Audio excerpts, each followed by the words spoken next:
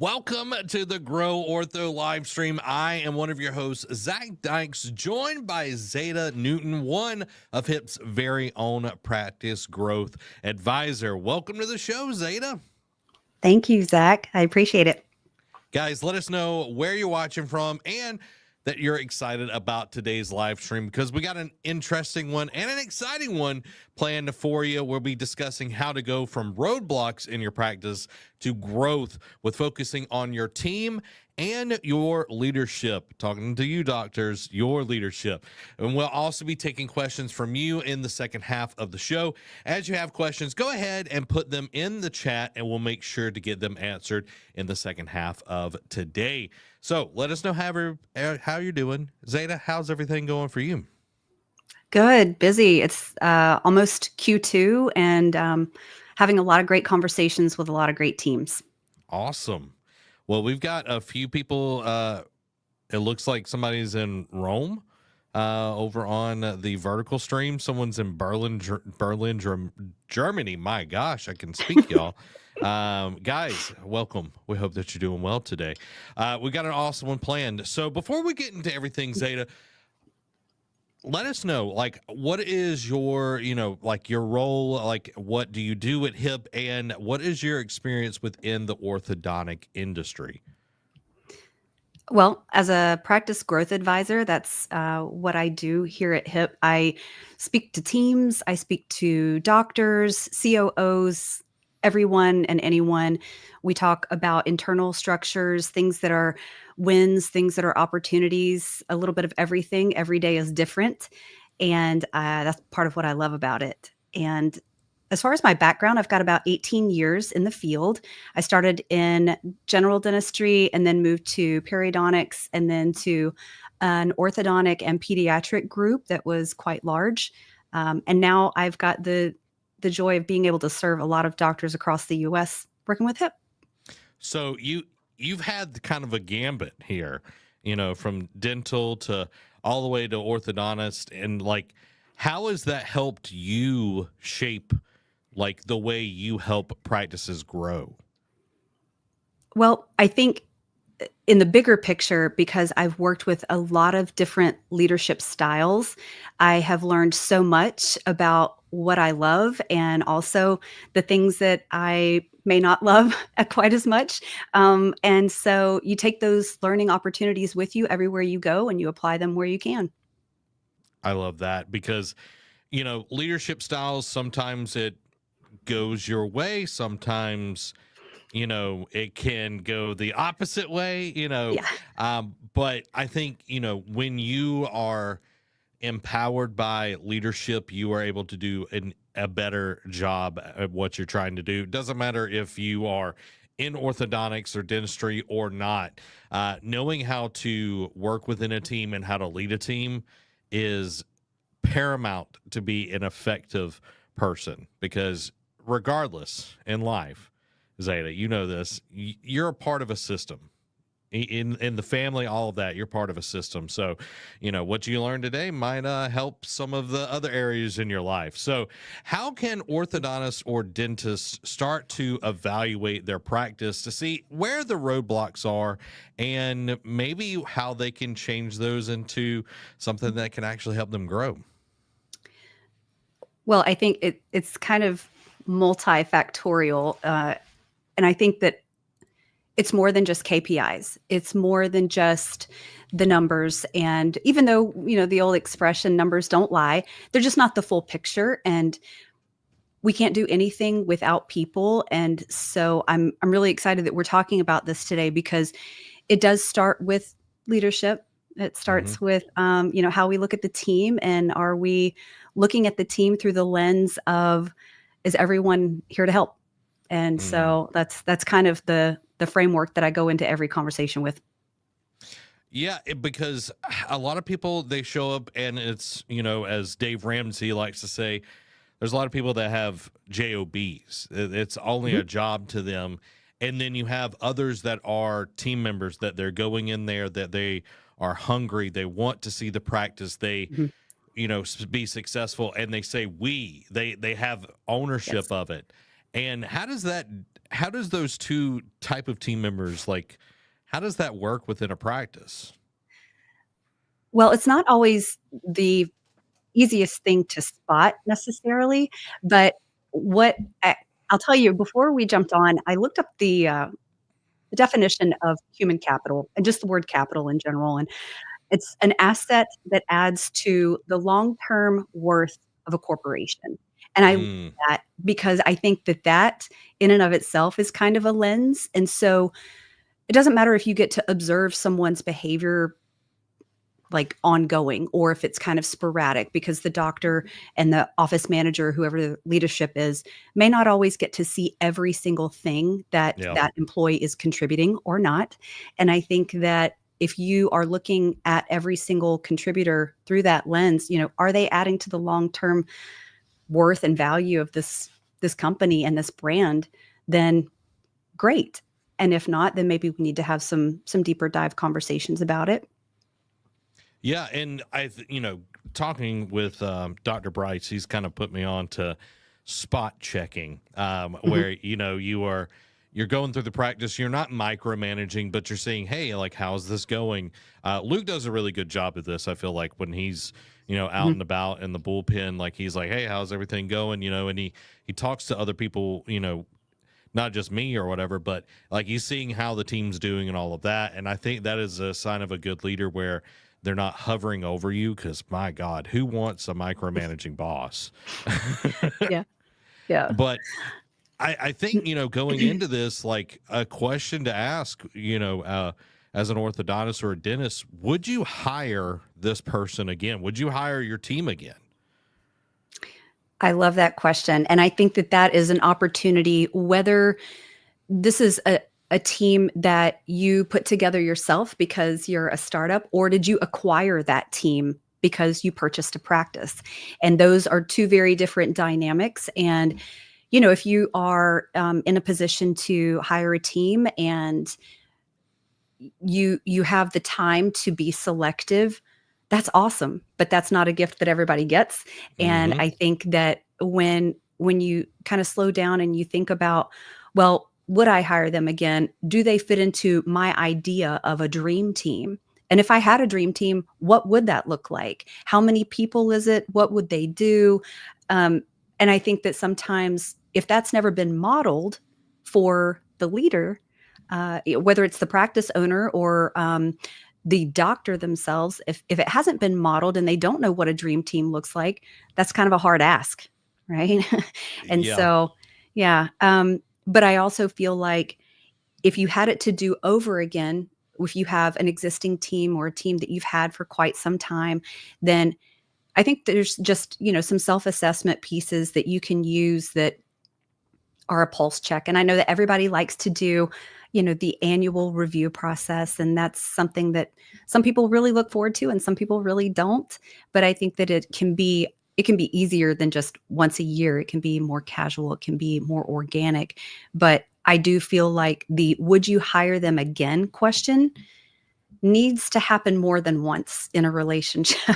And I Yeah. think that, yeah, I think that, keeping a pulse check on where someone is today versus where they are in a couple of months is important to take stock of, and somebody's gotta be driving that ship. Somebody's got to be aware and thinking about, "Well, Sally was fantastic. She was the dream team, part of the dream team 3 months ago, but what's going on now?" Well, maybe Sally's got some things going on, and, I think you have to be engaged as a leader Mm. and having conversations, and, sometimes those need to be structured and intentional. Yeah, I think that is a point and a thread that people need to be aware of because people change due to, they could have had an argument before they came to work. They could have a sick family member. They could be overdrawn in their bank account. It could be a myriad of things going on. And that could be, it could be a day, it could be a week, it could be a month. And when you're a leader, they're not just an asset in your business, they're a person. Mhm, And when you take them aside and you're like, hey, I've been seeing these things and, this is, I might be reading this situation wrong or whatever, but it seems like you're a little bit Like you're struggling. What's going on? Like that right there, showing that you care about them, not your numbers are down and you're not productive Yes. or whatever. Like that is going to make them close up like an armadillo. You know what I mean? It's like they're going to try to protect themselves, and that's when they're going to go into people pleasing, or they're going to blame somebody, or they're going to be a computer, or all of these things. And you're not going to have them level with you. But if you come to them with care and kindness, then you can see the right thing. You brought up, like building a team. For a lot of orthodontists, they've been in residency and, they're coming out, they're starting their own practice, and they only have like a certain understanding of what the practice needs. Yeah. It's like, oh, well, I need a clinical assistant and I need, maybe a front desk person. And they don't really understand. It would be like asking somebody um, if like they've never seen a basketball team is like, hey, I want you to build me the best basketball team that's ever existed. And they don't know what basketball is. They don't know any of the players. And then they're like, okay, and you don't give them any tools or any information, probably not going to be a very good basketball team. Probably not. Probably You- not. so I just think it's very interesting, the would you hire them again, and understanding like what these positions actually are, which we're going to be giving away for people today, the job descriptions on what these positions are that will be really helpful. So Zeta, do you have anything you want to add on this? Well, I think when we talk about what that dream team looks like and how you even kind of conceptualize that, just even outside of the job descriptions, which I want to get into that in just a minute too. But, um, you know, there are a couple of roles that you've got to look for in the behavior part of it, not just the tasks, right? Because Mm-hmm. the job description is very black and white, and these are tasks that we need someone to achieve and accomplish with some sort of cadence. But when we talk about a behavioral role and Mm-hmm. who those people might be in addition to being able to achieve those tasks, I'm looking at leadership. There always needs to be a leader. There needs to be somebody with the strategy in mind. You've got to have the team players, the ones that are kind of the rah-rah, right? You got Mm-hmm. to have the people that are behind the vision, but also, you've got to have people that can help innovate and people with fresh ideas. And so if you feel like you haven't maybe paused and taken a look at your current team and identified who those people are, then maybe it's time to do that. Maybe they are untapped resources. And I think that evaluating the team that you already have and valuing the team that you already have and looking to them for their skills and their strengths that maybe you haven't leaned into, maybe it's time to do that too as a part of the kind of ongoing appraisal process and pulse checks. Yeah, and it's a daily thing. It's like, how would I rate this person? And it's not in a, oh, well, I'm trying to cut my overhead. Like, you're not looking to fire people. Right. It's like, okay, now if they're at a 1 and they've been at a 1 for 3 years, Right. loyalty only goes so far. But to your point, it's like, okay, if y'all ever I highly suggest anybody read the book by Jim Collins, Good to Great. And he talks about Mhm. a bus, and you have all of these seats on the bus, and you have to find the right people to put on in the right seats. And when you have Yes. all of that in place, man, that thing just hums. It goes to the right That's place. It right. does all the right things. And that's your practice. Like, what seats do you have open in your practice that needs to be filled? And can you fill them with the people that are an 8, a 9, or a 10 in your practice already? Mhm. I think that's valuable to actually again pause and say who's in these seats and could they be in a different seat that would serve them better, which ultimately you're going to get better results from that team member, but also the buy-in that they have knowing that they've got a place with you and that you Mhm. have seen this skill set in them. That's tenure.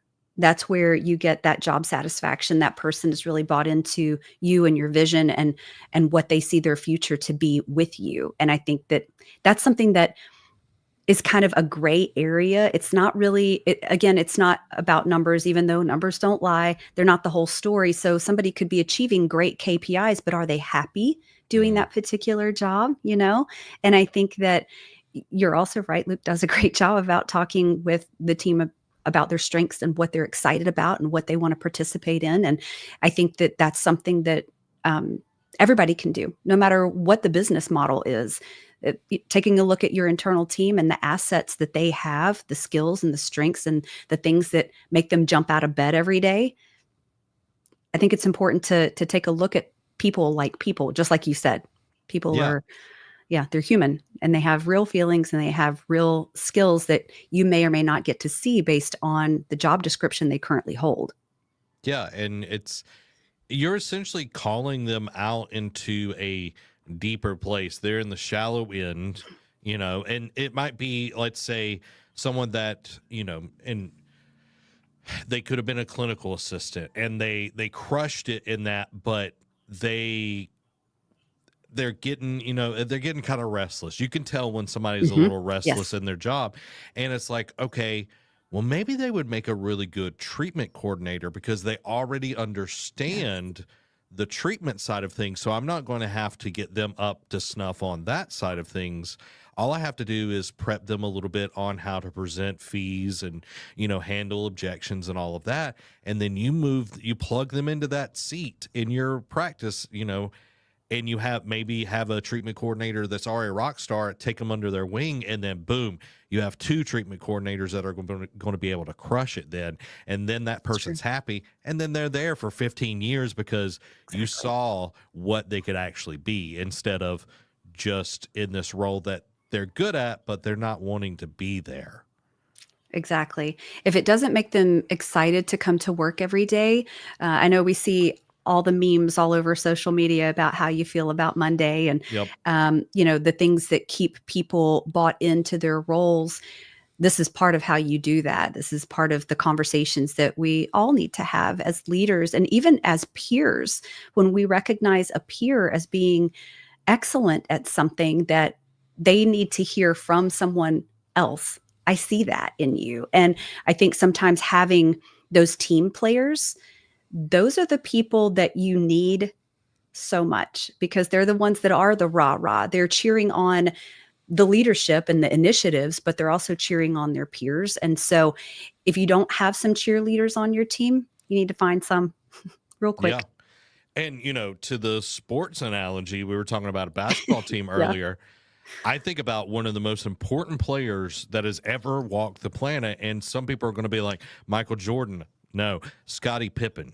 He was a team player, Yes. and he was pivotal to the success of the Bulls during the 90s.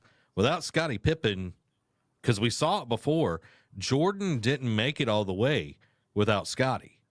Hmm. Before Scottie ever came to the Bulls, they struggled. And once Scottie was there was some firepower. And then they brought in Rodman and all. I can go deep in this, guys, but that's what you need on your team. You need to have those role players. They know their role, they're comfortable in Yes. their role, and they're good at their role, and they're ready to go at it every time they walk in the door.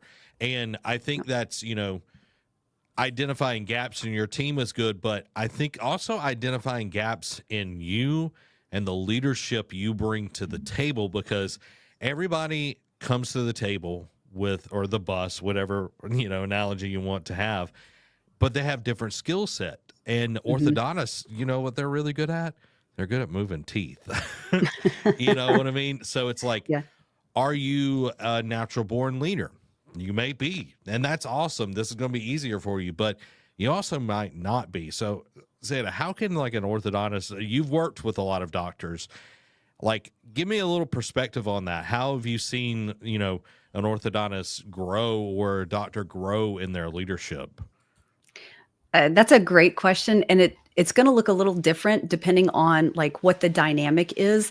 But what my very first practice experience was with a doctor who loved clinical, but wasn't as great with leading people, but he was super duper nice. And I'm still in communication with that doctor. And I knew that in my role working alongside him, I could tell that what he really needed was the structure. And so, putting some things into place and just the backbone of the practice, Mm-hmm. a lot of the boring, dry things that doctors aren't really into those details, Yeah. generally speaking. So what the doctor probably needs to be thinking about are the key players. If you're new to a practice that you just acquired, do I Mm-hmm. have that key player? Do we have those systems in place, or do I need to find that person? Because if you know that that's not your wheelhouse, and maybe you don't know that that's not your wheelhouse until you find yourself in, business ownership, what I would recommend is some self-assessing and really looking at where do you fall in the ability to get into the fine details, because for straightening teeth, you're going to get into the fine details clinically, but when you come in every day, you have to come in with intention. You turn on the lights, you turn on the music, you turn on the compressor, and you unlock the door and you're ready to see patients. But that's not the whole story. There's a lot going on behind the scenes. You've got someone that needs to be driving AR. You've got to have somebody that can think in terms of finance and those fine details. But then you've got the experience that you've got to put out there for, your brand and how you want to be perceived in your community.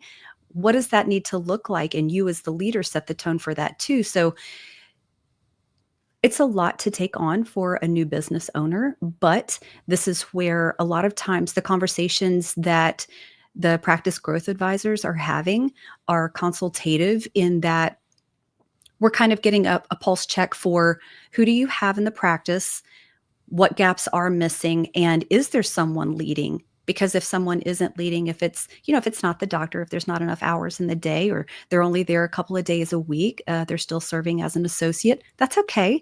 We just need to have somebody driving the ship so that you can do your best clinical work. And sometimes that's, that's a conversation about, well, we have to find some payroll. We have to be able to look at the big picture and look at what this contribution can mean to the health of your practice and the growth of your practice, because you have to have a leader if you know that you don't have the time to devote to that. And hopefully, if you're busy enough, you're not going to have very much time when you're there in order to devote to those nitty-gritty details that are happening behind the scenes.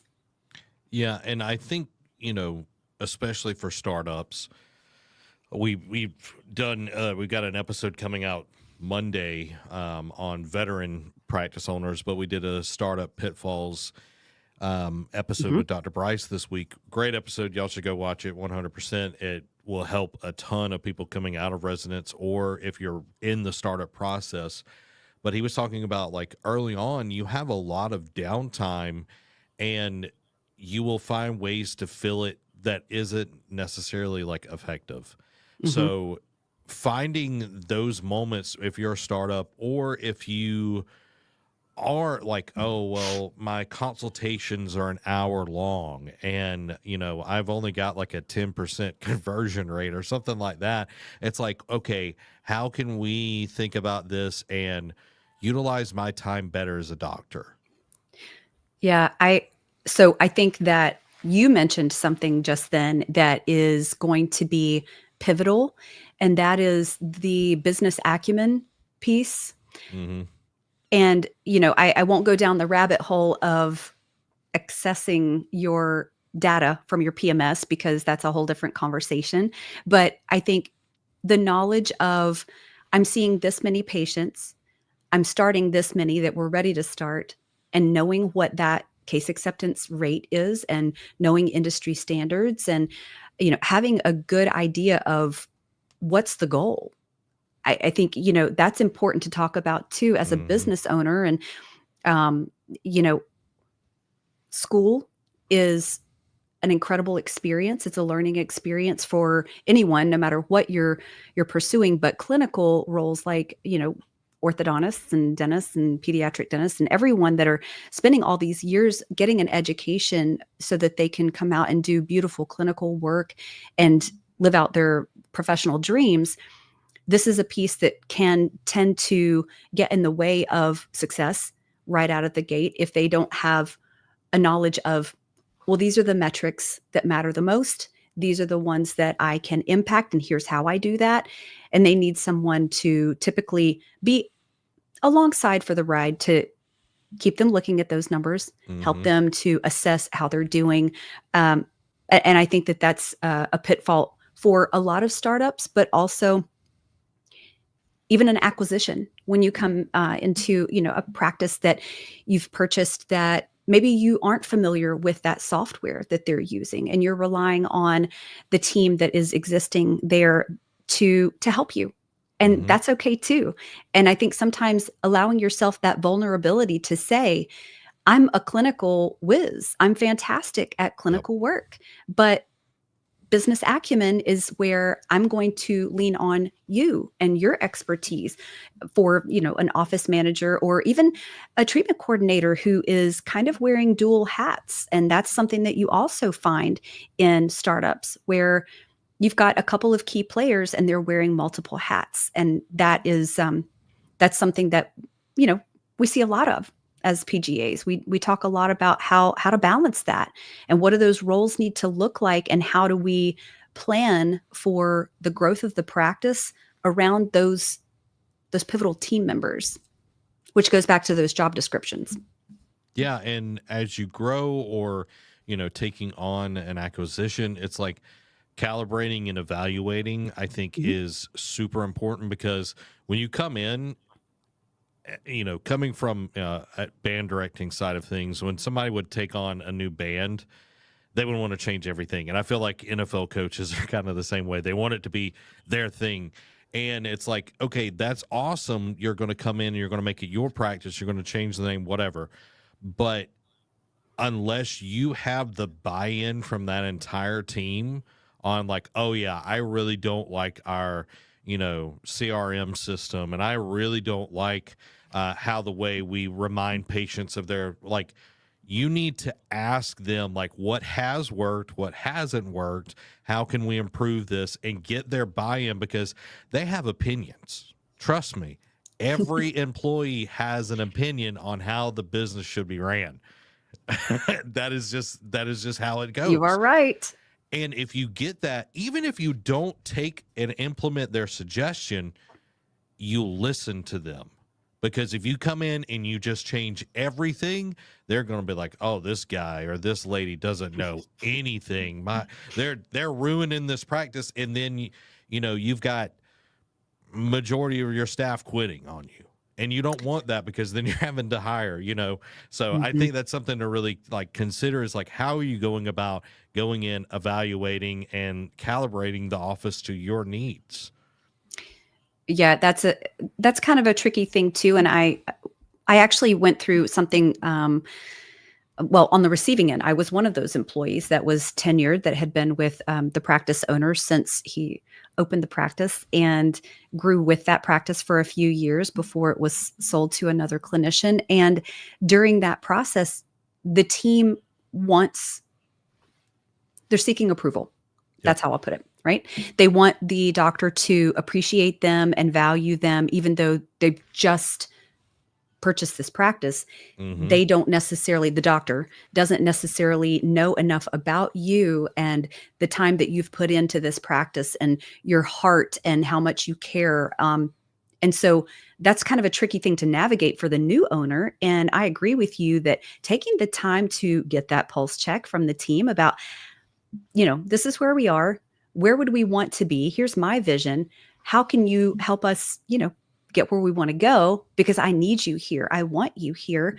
And you're right. The NFL reference, anybody who knows me knows that I'm not a sports fan necessarily, but I did a little research looking at, how an NFL coach, especially one that takes on a team that's already in place, what Mm-hmm. do they do? How do they navigate that? And there's an assessment period where you're not just looking at numbers at how Yeah. someone performed.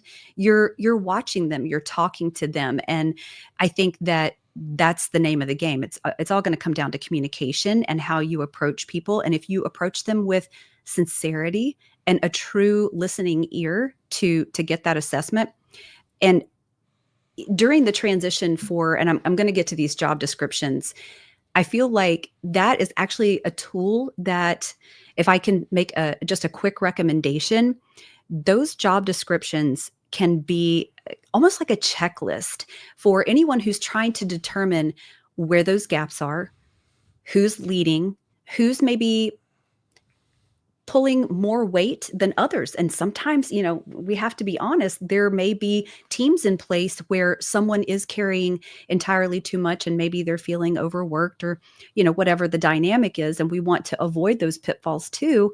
And when you're trying to assess a situation, use those job descriptions. Have them write their name beside every single task that they're performing.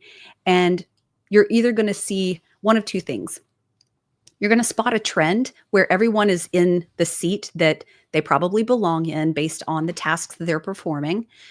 Or you may find that someone is carrying tasks that maybe don't necessarily make sense to their role, or maybe they don't necessarily need to be doing those particular tasks because they don't enjoy them and they don't really fall within that job description.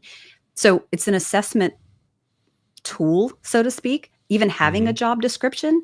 And if you've never looked at job descriptions and you're a smaller practice, that's okay. That's what these tools are for, to kind of give you those guardrails to know this is this set of tasks, this is this person's set of tasks. And that also, believe it or not, people want to be led. People want that direction. They want to know, okay, these are my responsibilities and I'm crushing it.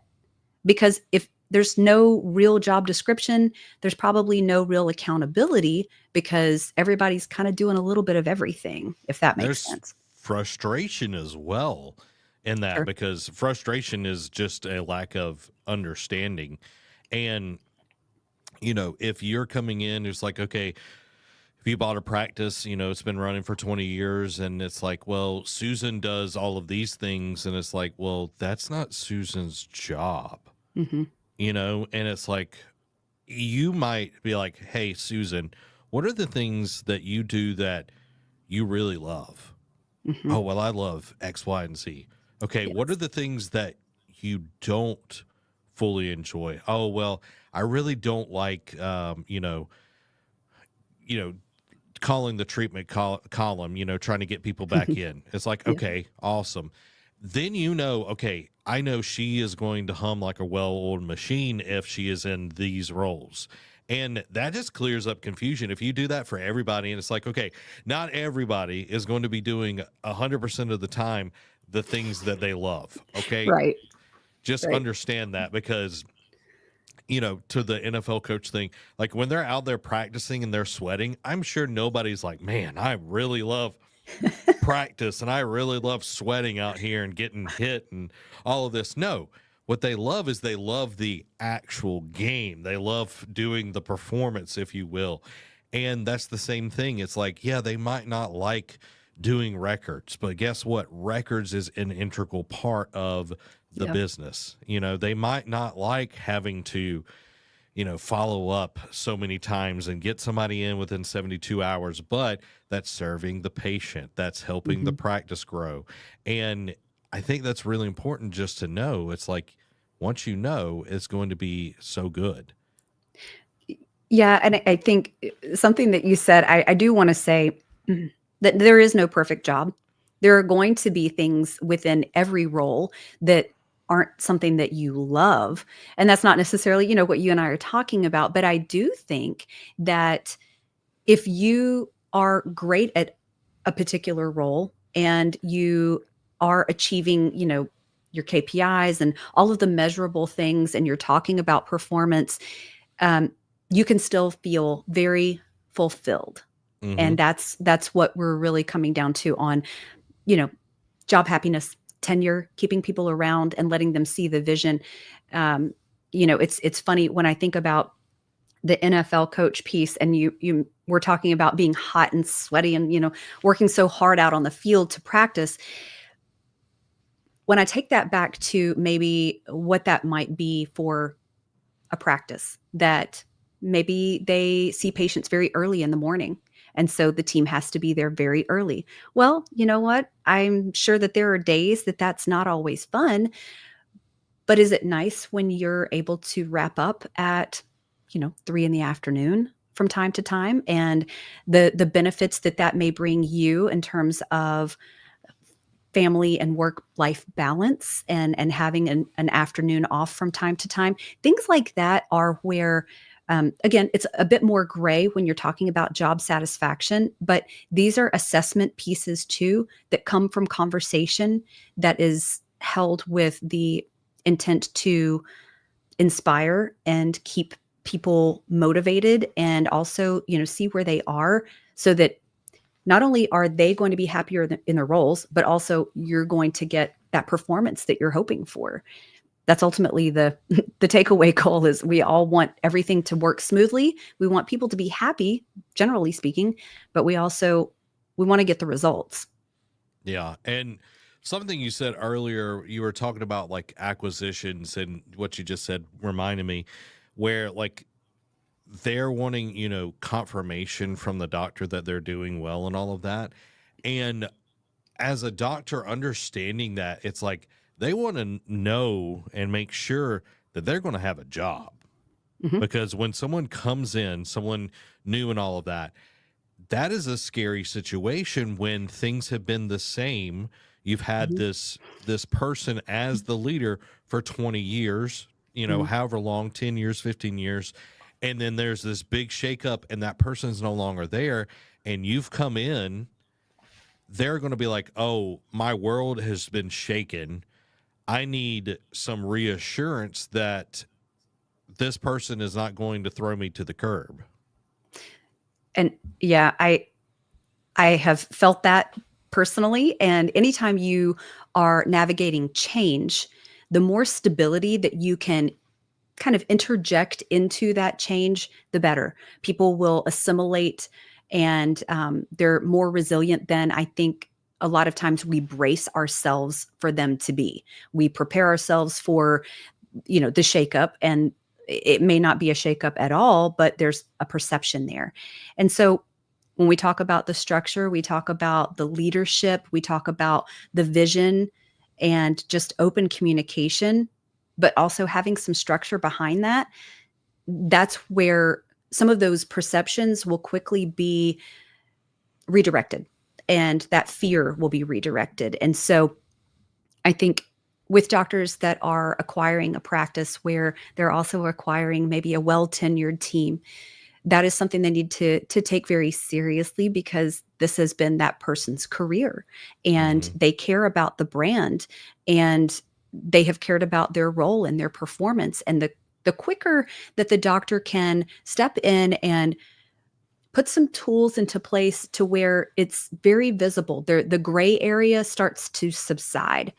Again, we know KPIs. We can pull Hmm. that data. We can see it in the PMS, or excuse me, if they're using Gauge or something like that. We can look at those numbers all day, but it doesn't tell the whole story. And some of the tools that we were just talking about with the job descriptions for front desk, treatment coordinator, office manager, even the dental assistants, I don't want to leave the clinical team out. And I think a lot of times we talk a lot about the administrative type of roles. And I think even the clinical team, because they're going to be serving that clinician chair side, and knowing what the chair side expectations are, that can't be overlooked too. And knowing what you like and what you don't, and even changing your tools when you come Hmm. into a practice acquisition, and changing the type of materials that you're using. All of these things require some finesse and an appropriate approach.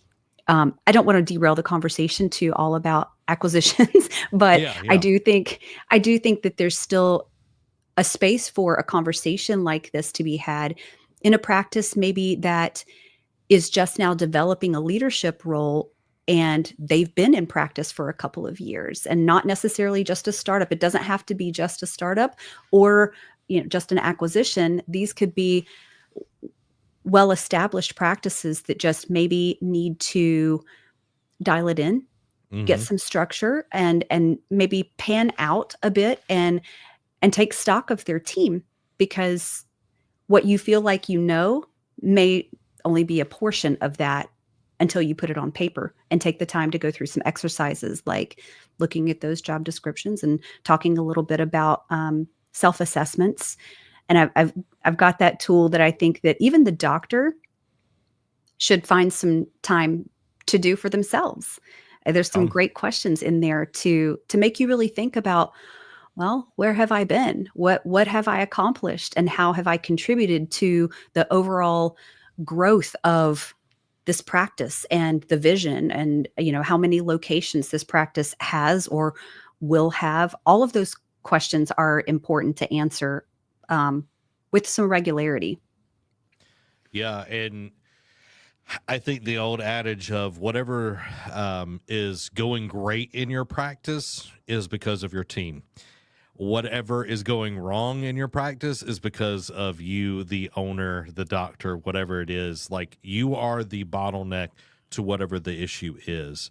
And that could be also the leadership that's within there, because back to the NFL kind of like head coach thing, you as the doctor are the head coach. You are the head cheese. I'm a Green Bay Packer fan. So you are making the ultimate decisions. You are, making the staffing decisions. You're making, oh, I don't want to work on Fridays. Okay, that's your decision, but you're also going to be making less money by not working on Fridays or whatever it is. Hmm. But on top of that, you look at an NFL coach, they have an offensive coach, they have a defensive coach, they have a wide receiver coach, they have a quarterback coach. All of these different positions have coaches, and they're people that understand that role intimately. Yes. Intimately. And that is what you need to be fostering in your practice, is that you have an understanding, okay, this is how everything works, this is where it goes and all of that. But then you can rely on these people like, hey, front desk leader, how can we improve this? Like, I see that our numbers are slipping here. What's going on? Oh, well, yeah, I've already put a plan into place. We're going to be doing role playing, on Tuesdays and Thursdays for an hour, blah blah blah, before the day starts. Wow, okay, that person already has stuff to do. And I love, we'll bring it right back to the NFL analogy, despite my lack of knowledge about football. But I do have an understanding of leadership and people. And I think you do make an excellent point. And I want to drive it home a little further, because with a head coach and having, coaches that are working alongside as like the structural team for the bigger team that's actually executing the game, what we really are talking about is showing up to talk to those assistant coaches with intention. You have Mm, to carve out time for that. There is not probably a week that has ever gone by that these NFL coaches are not having a structured meeting, that they're not having structured, um, you know, video playback, or what. I'm sure that there's a game technical film. term for. Okay, that's embarrassing, but you know what I meant. And so, but that takes intention, that takes structure, that takes carving out time to evaluate those things and dedicate um, uninterrupted time, and that can be Mm, hard. And I think that a lot of teams find it very difficult to make the change, to have regular meetings. They don't have to be long, these don't have to be hours and hours, and they don't have to involve everyone. They can also be, quick pulse checks with a rundown of most important things that are going on in the practice. Just like you mentioned, when the doctor maybe goes to the clinical lead or the lead assistant, if they don't have a clinical lead, they go to the lead assistant that they knows how to watch time. They know the flow of the patient care. They know when they're experiencing hiccups in the clinic, things like that. The doctor could go directly to that person with some regularity to say, how's it going? I'm feeling like we are having some bottlenecks, or I'm feeling like we're really zipping through patients. What changed? And having a conversation with intention is going to matter tremendously about, well, are you the leader? Are you the head coach? And are you directing the coaches to then coach the team? And are we even on the same page?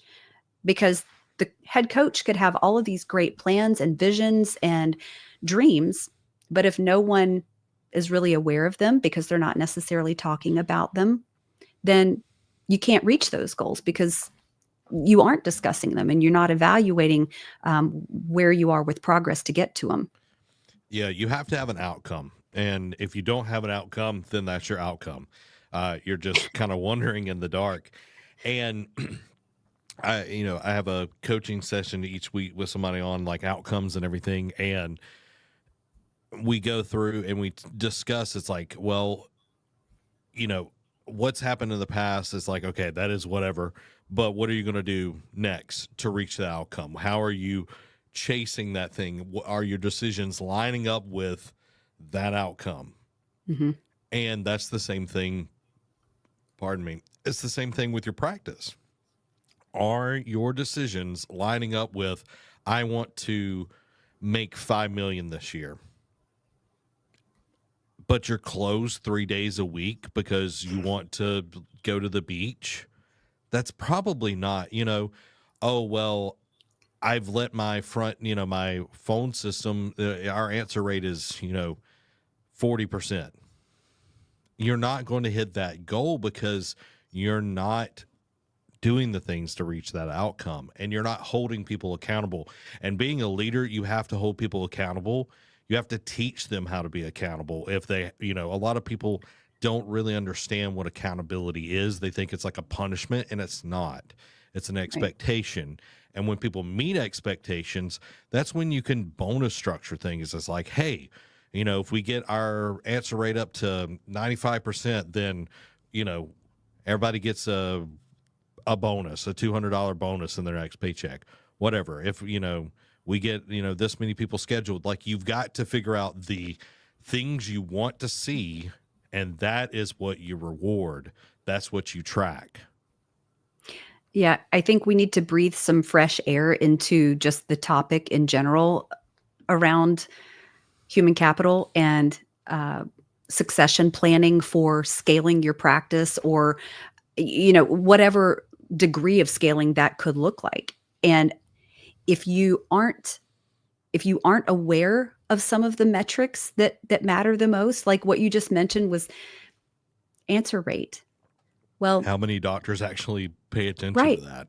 Exactly. You have to know what that number is, but you also have to know what's a healthy benchmark. And again, this comes back to identifying the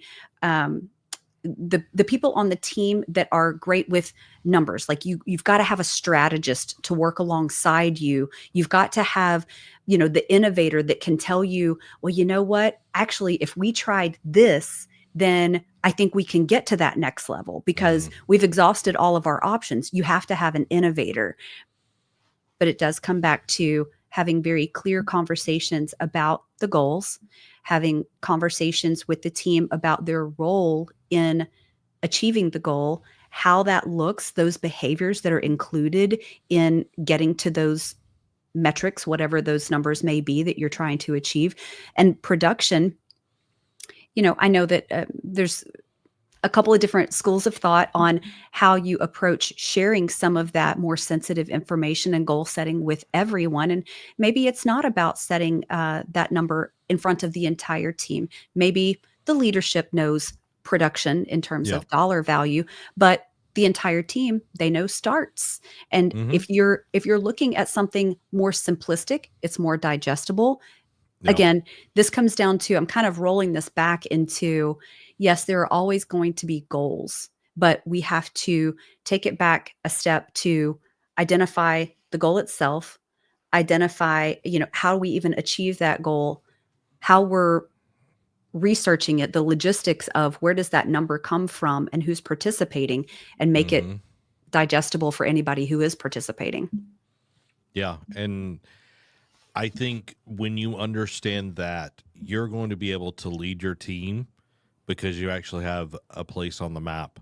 You can Mhm. get frustrated at a GPS for not telling you where to turn, but if you've never put in the location you want to go, whose fault is that? You know what I That's such mean? a good metaphor. Whose fault is that?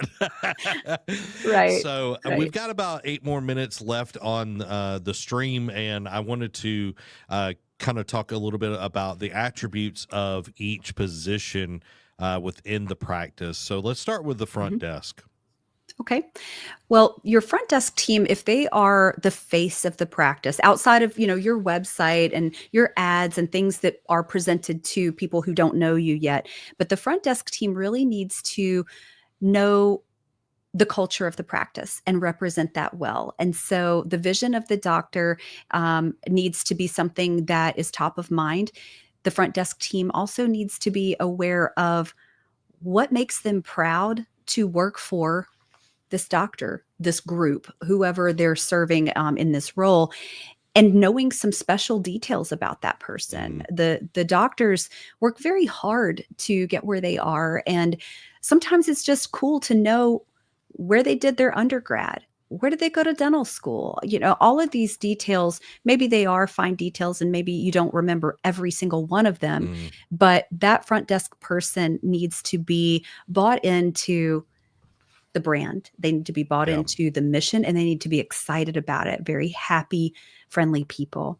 Um, Yeah. the And just, the Mhm. edifying part of the front desk is such a great tool because people, they're going to be going through these calls and it's like, well, what sticks out? Oh, it's like, well, we've helped amount of people, like, oh, we've helped 3,000 people, get the smile that they want. That's impressive, Mhm. 3,000 people. That's cool. I want to be one of those, Mhm. or yeah, we use high tech, this, that, and the other. It's like we got iTero scanners. They don't know what that is. Right. You've got to tell it in a way that a normal person off the street will understand what you're talking about. Yep, for sure. And I think that that's something that will resonate with also with the person on the receiving end. If they say, I'm new to the area and I'm looking for this, whatever the service is, a pediatric dentist or an orthodontist or whoever they're looking for. The person on the other end, the front desk team person that is thinking of what can I say? And maybe I'm going to kind of press pause here. Maybe this needs to look like some brief role playing with the front desk team of commonly asked questions. When someone says this, be prepared to say that so that Mm, it's not scripted, but it comes rolling right off your tongue. Oh, you're new to the area? Did you know that Dr. So and so went to the same elementary school that's right outside of this practice? Yeah, they're from here. Whatever that yeah. may be that makes them feel that much more connected to that doctor. And so, anyway, front desk team, very important, pivotal role. I love it. Let's move into the treatment coordinator. Okay. Treatment coordinators are sales. Let's just, be honest that we are really the team as TCs behind talking through the logistics of treatment that are financial in nature, and those conversations can be very detailed, but they don't Yep. have to be. If you keep things very simplistic and you give the person what they're looking for, then that sale is going to happen. And I think Hmm. that when we stop looking at treatment coordinating as an opportunity to help and to serve as well, you know, we're kind of losing sight of what that role is even about, because otherwise the doctor could just come in and say, you need 18 months of treatment. We can put braces on you next week. Then that would be it. So the treatment Hmm. coordinator is a very pivotal role because they're advocating for the patient to get them the treatment that they've come here to get. And I'm going to help you meet that goal by also helping you with how we finance that. it's a very important role that that also takes a very strong skill set. You have to be ready to talk about money, and sometimes it's an uncomfortable conversation for the patient. And being human about it and having a well-oiled process so that it feels very smooth to you as the treatment coordinator, but also to the patient who's receiving the information. And we've had the last two live streams, we had Harrison on and we had Melissa on, and Mhm. they did a great job of talking about the sales process. And like, I learned a lot because Melissa was a treatment coordinator for a long Yes, time, and she was talking about, like, calling them the day before. Like, this is after they've set their appointment with the front desk, but calling them as the treatment coordinator, prepping them so when they come in, though a lot of the big, objections are already deflated, that you've you already got it. pre-vaccinated and everything, and coming at it as like you're excited for them to go Mhm. on this journey. You're excited to help them. It's not like, I got me a Right. well in here. You know what I mean? It's like you're not just bagging quell. You are helping an individual with something that they might be very conscious of or even afraid Yes. of. So I think Yes. treatment coordinators are, it takes a very special person that, again, goes back to the attributes. It's a personality thing too. It's not just like you can throw anybody in there. No. They've got to be a special kind of person to be in that role. So let's jump into office manager. So the office manager really needs to be the view from the top Mm, and really able to take stock of what's happening everywhere all at once. But that person also needs to be very organized, and they kind of wear all of the hats. And so that personality type needs to be a chameleon, to be mhm. honest with you, and be able to meet someone where they're at, no matter what the role. Or also, if we're talking to a patient as an office manager, you have to wear whatever hat is required in the moment, and knowing those different personality types that you're going to engage with. I would say that your office manager needs to have a high EQ. And I would suggest, maybe even going through the exercise of some personality tests with an office manager just to see where their strengths are. But ultimately, they have to be able to read the room, no matter Mhm. what the situation, no matter who they're talking to, and the skill set of being meticulously structured and good with details. It's a big job. It is a very big job, and it's super important for the whole practice to run well and be able to manage all these different areas within the practice. So we've got about 30 seconds left, Zeta. What do you want to kind of throw at everybody to kind of wrap this one up? Well, I think that again, just breathing some air into the topic of human capital and really just taking a few minutes to think through what you want for your team and what you want for your practice is worth every minute that you spend on doing it. And we've got some great tools to help you through that process. And it's not going to take very long. And you got this. Yeah, and for everybody that is here and um, you're looking to fill these roles maybe, or to get the right people in the right seat, we want to give you our job descriptions. I'm putting them in the chat. This is where you can go and fill out your information here, and you will be able to get our job description templates. So when you get ready to fill out, Indeed listing, or you're looking for somebody, you've got that. And if you're wanting to evaluate and calibrate your practice, this is a great place to start with. But everybody, that is our stream today. Make sure to like and subscribe to our weekly podcast, the Grow Ortho Podcast. And we're live every Friday at 3 p.m. Central Time. So if you want to hear more content like that, it's here, and it can help your practice grow. And Mark Twain, he said it best: the secret of getting ahead is getting started. So get out there and get started making the changes you want to see in your practice now. This has been Zach. And Zeta. Thanks for listening to the Grow Ortho podcast.